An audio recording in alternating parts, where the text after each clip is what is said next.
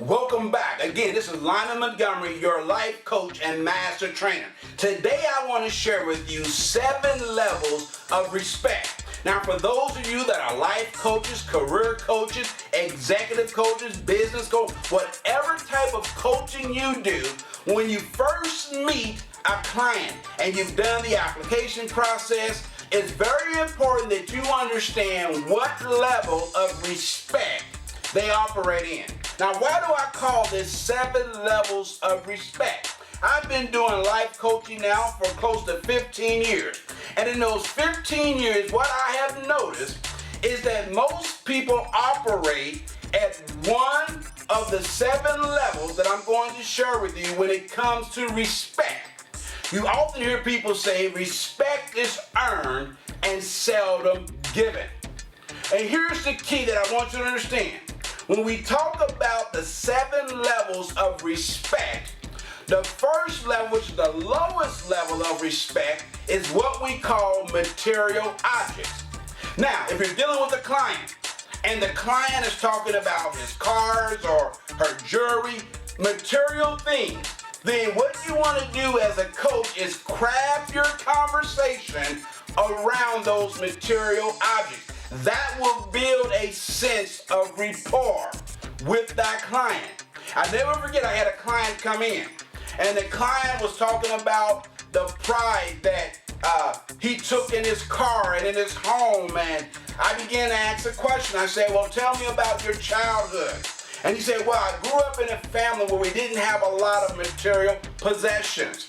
And so when I graduated from high school, went to college, I made it a point to make sure that I surrounded myself with objects that made me feel good.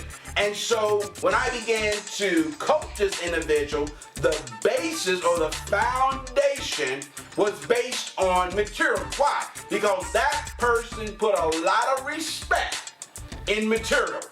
The second level, if you go up, is what we call position. And this is extremely important when you're dealing with people that are in high position, especially those of you that do executive or business coaching. All of us have seen individuals that will say, you know, I spent several years in the Marine Corps, and they still go by Sarge or Captain. They tend to be positional. You hear people say, I don't care so much about the person, but I respect the position that they're in. In other words, they are operating at a level of respect based on their position. These are the people, when you say, do you prefer to be called John or Mr.? They say, no, you can call me Mr. So-and-so. They take pride in the position that they hold.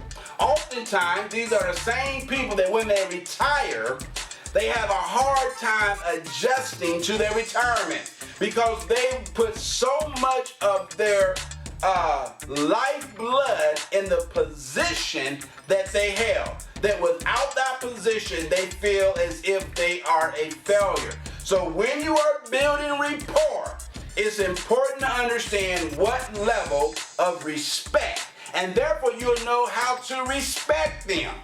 You see, if you're dealing with someone who does not put a lot of stock in material things, then talking about a nice car, a nice house, you're going to miss them because they do not put respect in that.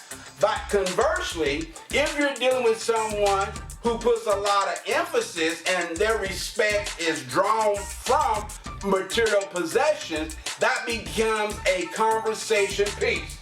Also, we have what's called, which is the third level, going from the lowest level and we're going to reach the highest level, is social status. These are the type of clients that they want to know, well, how many likes do you have in your social profile? What is your background? What's your pedigree? What's your education? They put a lot of emphasis and they draw their respect from being able to interact and socialize. They want to be part of a community, part of a tribe. And so when you're coaching these individuals, it's always about the collective and never about the individual. And oftentimes the mistake that we make in coaching, we don't take the time to realize where do that person listen, where does that client draw his or her respect? Because respect is not just a generalized concept of saying, well, I respect everyone. Each person is going to be different. But generally speaking, there are 7 levels of respect. And it's about where they tend to put more emphasis or draw their respect from. Then there's family order. You have a client, and they will let you know that they draw their respect from their family. They care about what the family say. You will hear them say things like this. Well, you know, if I did this, what would my mother say? What would my father? How would that play out in my family? And so when you begin to craft a program for them, it has to be based around a family structure. It could also be the opposite, where maybe they didn't have a strong family structure and they crave that and they want that. Again, these are conversational pieces that will help you as a coach to build rapport so that they can not only transform their lives, but see you as that key person to help them not only get on the path, but finish the course. Next is time, especially when it comes to executive coaching, business coaching. You're dealing with individuals that are time sensitive. These are the ones they want to know, okay, what time will we start? What time will we end? So as a coach, we want to make sure if you're dealing with someone who draws respect from a sense of time, that we start on time, we have an agenda, and we end on time, because they draw their respect. And how do you know? These are the same people that will say, I cannot believe so-and-so disrespected me by being late and did not respect my time.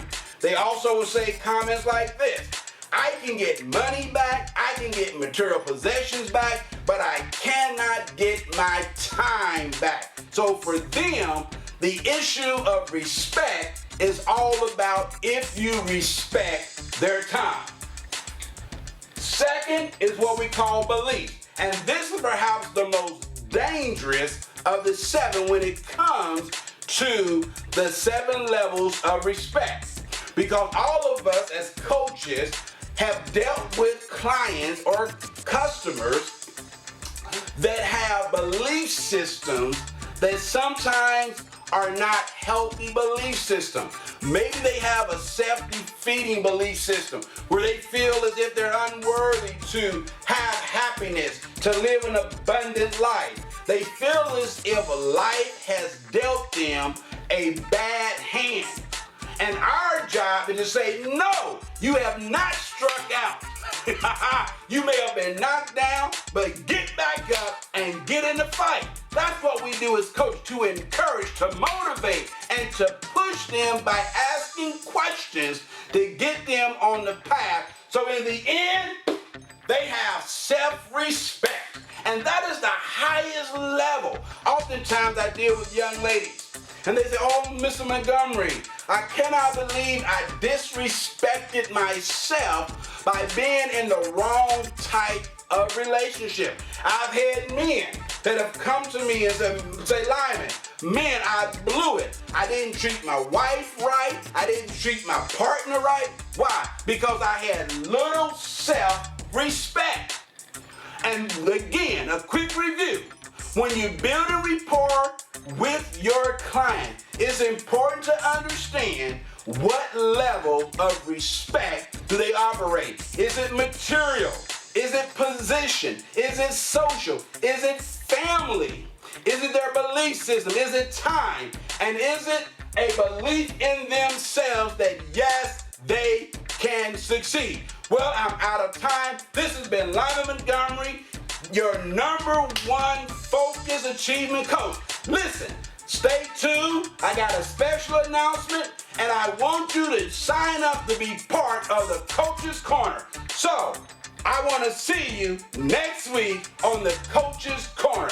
Thank you, and get to coaching.